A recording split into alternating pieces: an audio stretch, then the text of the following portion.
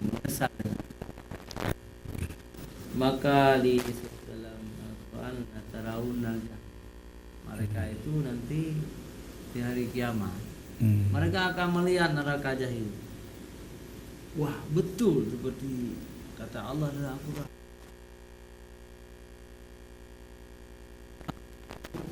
Kenapa dia? Ya. Tidak serius.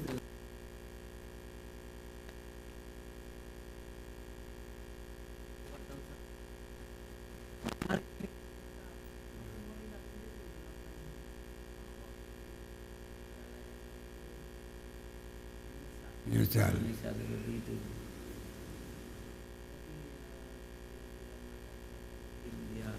Kemudian lagi semalam. Kemudian kamu wahai manusia itu dengan mata kepala sendiri. Yakin betul. Jadi dengan mata kepala dia sudah melihat di depan, tapi yang sangat tidak bisa dia mengelak lagi, ada satu hal yang dia harus mempertanggungjawabkan Dari nikmat-nikmat yang telah mereka terima di dunia dunia. ini. Summa latusalunna yauma Idzin idzin anin. anin. Nikmat itu banyak sekali ya, Bi. Ya. Nikmat kesehatan, nikmat Banyak. umur, Banyak. nikmat harta, nikmat seksual, nikmat Bermacam-macam nikmat. ya menonton bola. Itu kan nikmat juga. Yang semua nikmat. Tapi jangan Tapi lupa. harus mempertanggungjawabkan semua nikmat itu. Kenapa misalnya dengan nikmat-nikmat itu kamu Lalai. lupakan, Lupa. lalai lagi. Lalai. Misalnya kamu menonton bola tapi kamu berjudi dengan bola itu.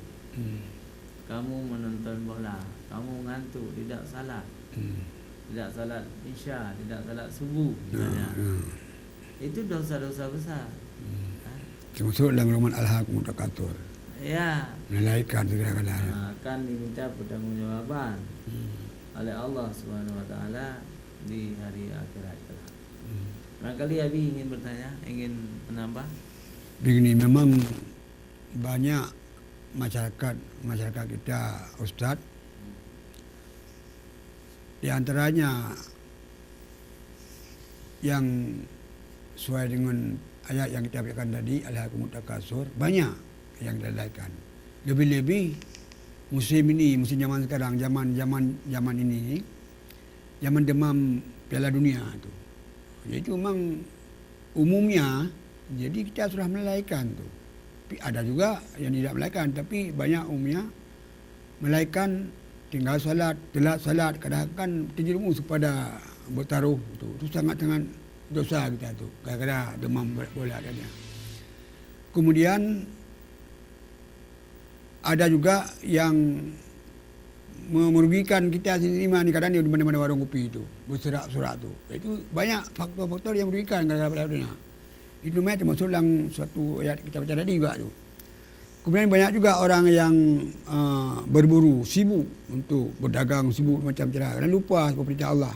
Itu banyak juga yang itu. Itu namanya kita tu termasuk nanti menyesal seperti semua latus aluna yauma idzin naim. Itu dah percuma kita lalai berebut jabatan, nanti lalai dengan jabatan, lalai dengan macam-macam dia. Ya. Itu. Jadi kemudian ya ketika ditanya summa latusaluna yauma Belum jawabannya dia. kita yang lalai ini tidak mampu bertanggungjawab. Jawabannya. Itu yang sangat rugi. Ya rugi kita. Kemudian dalam surah Luqman Allah juga mengingatkan manusia. Wa minan nasi may yastari lahwal hadisi yudilla an sabilillahi bighairi ilm. Di antara manusia ada yang mempergunakan percakapan kosong untuk menyesatkan manusia dari jalan Allah tanpa ilmu dan menjadikan olok-olokan. Jadi orang-orang itu tidak punya ilmu tentang Allah. Lalu mereka itu mengatakan kepada Allah begini. Padahal tidak disuruh oleh Allah. Dan tidak disuruh oleh Nabi. Mereka ciptakan cara-cara ibadah sendiri. Itu orang ini juga akan merugi hari akhir hayat. Tidak diperintah. Kau serius sekali perbuatan tidak diperintahkan oleh Allah, tapi itu serius sekali dikerjakan. Jadi itu sia-sia saja, tanpa ilmu mereka itu. Dan kadang-kadang mereka melalaikan manusia dengan menciptakan berbagai hiburan. Jadi mereka baik Islam maupun kafir, mereka sepakat menciptakan hiburan-hiburan yang membuat manusia itu lalai dari ibadah kepada Allah Subhanahu wa taala. Ternyata mereka juga akan diminta pertanggungjawaban oleh Allah Subhanahu wa taala. Ini kan rugi juga, ya. Jadi yang diingatkan lagi mereka ini, yang membuat manusia itu lalai, orang yang menyediakan fasilitas ini, mereka juga akan mendapat azab yang muhin, ya, azab yang menghinakan. Ulaika lahum adzabun muhin. Mereka mendapat azab juga yang menghinakan. Ini harus hati-hati. Tanya dulu, bagaimana seseorang itu menyediakan warung kopinya untuk judi bola misalnya. Itu kena juga dosanya. Tetapi kalau si yang punya warung ini tidak tahu, itu tidak dosa. Tapi kalau dia tahu, sengaja diusahakan. Dia tahu ada judi di warungnya itu, dia biarkan. Itu judi kalau bukan orang lain. Dia menyediakan warung untuk nonton bola misalnya. Tapi dia tahu ada judi itu. Maka pemilik warung juga akan diberi azab yang paling menghinakan oleh Allah Subhanahu wa taala. Jadi hati-hati dengan dunia ini. Dunia ini tempat permainan, ya, la'ibul walahun, permainan dan kelalaian. Jadi kalau lalai di dunia ini akan merugikan diri sendiri. Pemirsa TV yang dirahmati Allah, sudah ada SMS, beberapa SMS masuk ini. Saya ingin membacakannya, tapi sebelum saya baca SMS ini, saya ingin ada satu pertanyaan dari Abi, silakan. Begini, ini Ustadz begini, banyak orang tanya masalah begini. Contohnya begini, ini musim demam panggung Piala Dunia. Ada seorang menanya sama saya, bagaimana kita nonton bola tapi tidak melakukan salat. Tapi kami ada satu kelompok, misalnya bertaruh dengan cara judi. Misalnya siapa yang kalah bayar kopi. Itu bagaimana hukum, apa termasuk judi? Itu ya, bagus sekali. Apa termasuk judi? Itu juga termasuk judi. Apapun yang taruhan itu, walaupun bayar kopi, sebatang rokok, apalagi bayar kopi sudah mahal tuh, kan?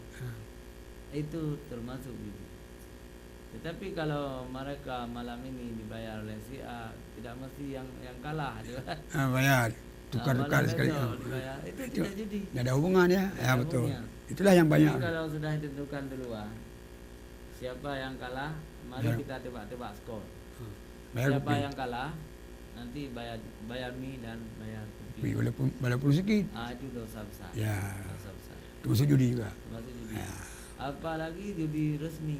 Itu lain. Uang, ya. Ada bandarnya. Tebak-tebak skor, kumpulkan uang dulu, katakanlah 100 per orang, 100.000. Ada 20 orang, 2 juta, ya. 2 juta. Jadi yang kalah tidak dapat apa-apa. Yang menang dikasih, tapi yang bandarnya itu juga dapat sisanya. Itu dosa semuanya, judi. Judi itu maisir, dosa besar. Ya. Tapi kalau bayar rokok sebatang misalnya, minum kopi 2 gelas, betul termasuk judi juga, walaupun kecil, dosa kecil, dosa besar juga. Dosa besar juga. Kalau yang namanya judi dosa besar. Dosa walaupun besar. Kecil, walaupun dia sebatang rokok, ya. Kita baca aja. Baca. Assalamualaikum Ustaz. Saya mau bertanya tentang zakat. Zakat. Kalau kita bayar sendiri tanpa mengumpulkan lim nasah, karena masih ada yang lebih berhak di sekitar kita, Ya, betul. Bagaimana? Kan? Tentang zakat ini sah dibayar sendiri. Bayar sendiri tanpa melalui Panitia, amilin. panitia istilahnya. Itu sah menurut beberapa fatwa ulama. Karena kita mungkin kurang yakin dengan Orang yang amilin. amilin. Tetapi kalau kita bayar lewat amilin itu yang paling tepat. Karena Abdal. Tugas amilin itu memang mengumpulkan zakat dan tugas mereka juga membagi-bagikannya. Dari diri payah si amilin ini Allah telah menetapkan satu sana kepada mereka. Jadi ada bagian amilin ini. Ya, ada amilin. Wal amilina wa firqa. Jadi amilin ini berhak mengambil haknya karena dia telah bekerja mengeluarkan zakat. Tapi kalau sedikit-sedikit zakat kita bukan orang terlalu kaya, bayar sendiri aja. Ya, betul. Banyak zaman kadang karena dia kurang yakin seperti Ustaz bilang tadi kan. Ya. Jadi kita baca lagi SMS kedua ini. Assalamualaikum warahmatullahi wabarakatuh. Waalaikumsalam. Saya Ibu Nadra di Darussalam. Saya ingin bertanya Ustaz, apakah kita boleh berkumpul-kumpul untuk berzikir dengan suara yang keras seperti yang ada selama ini? Ya, selama ini. Mohon penjelasan Ustaz. Ya, Ustaz. Ibu Nadra, berzikir dianjurkan. Dianjurkan, ya betul. Agama Islam. Ya, jelas. Ayat hadis kita disuruh Ya. Allah ya. Oh, ya. Sedangkan cara praktek zikir itu tidak ditentukan di dalam Al-Quran. Bagaimana cara? Zikir. Tapi telah ditentukan oleh hadis-hadis Nabi. Ya. Misalnya setelah salat, Nabi menyuruh kita beristighfar 3 kali. 3 kali. Kemudian mengucapkan selawat. Kemudian kita mengucapkan Tasbih macam. Subhanallah walhamdulillah wa la ilaha illallah 33 kali. Ya, itu yang suruh. Kemudian Yang kita tutup dengan la haula wala quwata Quwata illa illa billah. billahil azim. Yang hadis. Jadi ulama berbeda pendapat. Apakah boleh dipimpin oleh seorang imam lalu yang lain menjawab di belakang? Itu telah terjadi perbedaan pendapat. Ada sebagian ulama jangan berzikir besar-besar dan jangan dipimpin masing-masing. Ya. Jangan mengganggu orang salat. Ya. Tapi ada sebagian ulama yang mengatakan boleh dipimpin oleh imam, bersuara nyaring dan tidak peduli terhadap orang salat Orang salat. atau salat Orang masbuk. Kemudian timbul lagi grup-grup zikir dengan baju khusus, dengan peci khusus, kopiah khusus, Macam-macam. dengan nama-nama khusus, bendera khusus ya, macam-macam lah. Semua itu telah terjadi perbedaan pendapat. Ada yang setuju, ada yang Tidak setuju. yang menganggap itu bid'ah. Wallahu a'lam. Jadi kita tidak masuk ke situ. Tidak masuk. Jadi begini Ibu Nadra, silakan Ibu Nadra bertanya kembali kepada ulama-ulama lain yang lebih alim di Darussalam. Masalah itu. Masalah itu kami tidak mengatakan begini begitu. Iya. Silakan berzikir bagus, silakan misalnya tidak berzikir juga tidak ada anjuran anjuran yang sangat ditekankan. Maka ada ulama-ulama yang punya grup zikir, ada ulama-ulama yang tidak punya grup zikir karena keyakinannya berbeda-beda. Ya. Kalau Abi ada ya zikir 1200 ya. Begini, saya karena saya orang awam tidak mana-mana saya itu. Karena apa yang dilakukan Nabi itu aku kerjakan. Oh gitu. Baik pemirsa TV yang dirahmati Allah, menarik lagi ini dari Sabang. Assalamualaikum warahmatullahi wabarakatuh. Waalaikumsalam. Saya Bapak Adlan ingin bertanya kepada Ustaz sebagai berikut. Yang pertama, bagaimana hukumnya kita melihat aurat orang-orang bule di Sabah. Karena Ustaz, kami selalu melihat aurat mereka di Batak-Batak. Ya, hukumnya ada. Karena daerah kami adalah Daerah daerah wisata. wisata. Yang kedua, bagaimana hukumnya Pak Ustaz? Kita sebagai pemimpin, misalnya kita jarang sekali salat berjamaah karena kita takut pergi ke masjid, walaupun rumah kita dekat masjid. Wassalam Pak Adlan. Begini Bapak Adlan di Sabah, ya. Melihat aurat untuk hukumnya dosa. Melihat aurat sengaja kita Dosa. melihat aurat. Siapa dia? Biar aku ke pantai hari ini, aku ingin melihat aurat bule, itu jadi haram. Tetapi kalau kita ke pantai, misalnya kita punya warung kopi di pantai atau punya Di sini jualan. jualan di pantai, terlintas boleh-boleh pergi di dekat kita, lalu kita lihat kali, lalu kita Tidak. istighfar, itu tidak dosa. Dosa. Kemudian tentang pemimpin yang tidak mau salat jamaah karena dia takut tidak ada pengawalnya subuh-subuh, itu sangat tidak benar. Ya. Tidak perlu takut. Betul. Kalau perlu pemimpin itu perlu dikawal juga walaupun subuh. Tapi kalau memang memiliki tinggal dekat masjid, seharusnya pemimpin juga salat jamaah bersama rakyatnya Ya. di masjid. Karena Abu Bakar, Umar, Utsman dan Ali, juga Muawiyah, Amr bin Ah dan seterusnya, mereka itu tidak pernah meninggalkan salat berjamaah di masjid, padahal mereka khalifah tingkat presiden, kan? Saya pikir harus begitu. Pemimpin harus menggalakkan salat jamaah.